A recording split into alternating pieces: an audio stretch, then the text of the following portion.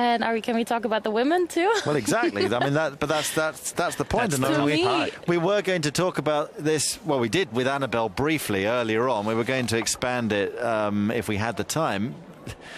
Why aren't there ever two women's matches on centre court and one men's? Why is it always two men and one women? I don't know. I think that's a question we have to ask some other people, not me. Do you ever ask the authorities that sort of question? No, I don't. I just listen and show up when I have to. Right. I can tell you what the All England Club say. Yeah, go on, Russell. But you're absolutely right, Jonathan. Even though the spread of matches across all the show courts was very even last year, and if you look at the number 1 court schedule for the first week here, it's 50-50 between men's and women's matches. On centre court, at the start of the day, it's always been 2 men's and 1 women's. On one occasion, when both Djokovic and Federer's opponents retired, an extra women's match involving Caroline Wozniacki was brought on. But otherwise, it's been 2-1.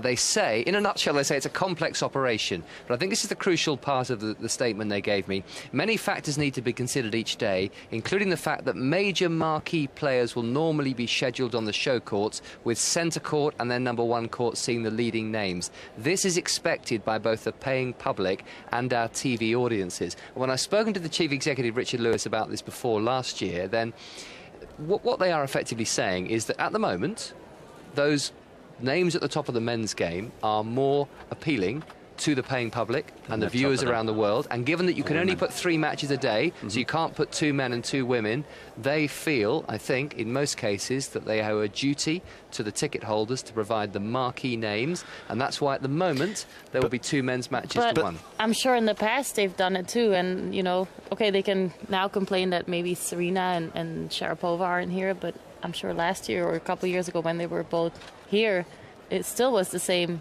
issue.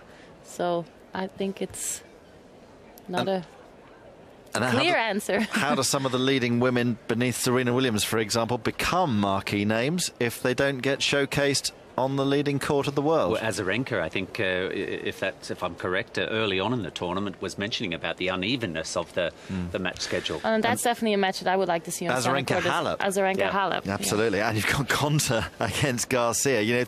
Just the 3 matches will be scheduled. Maybe they'll schedule 3 and have one to be arranged, Russell, and throw it on at night. Who knows? Talking of Simona Halep, she's not been on centre court yet. She's the 2nd seed. Alina Svitolina has not been on centre court yet. Has Venus been on centre court yet? We have not had Venus Williams on centre court yet. We've had Petra Kvitova, Angelique Kerber, Johanna Konta, Karolina Pliskova, Victoria Azarenka and Agnieszka Radwanska, as well as that extra match with Caroline Wozniacki. I think the other argument is Wimbledon, the All England Club, should they be, as you were suggesting there, celebrating the fact that this is a men's and women's event and promoting some of these stars and making sure that there is a better balance on centre court over the course of the championships? Well, I'm sure they'll talk about it throughout Sunday, all day and all night, and Andy Murray and Roger Federer will end up on centre court. We shall see, but it's hard to think of any other scenario. Hopefully Jo Konta, because goodness me, she deserves it here in the 4th round of Wimbledon for the first time. The Brodies.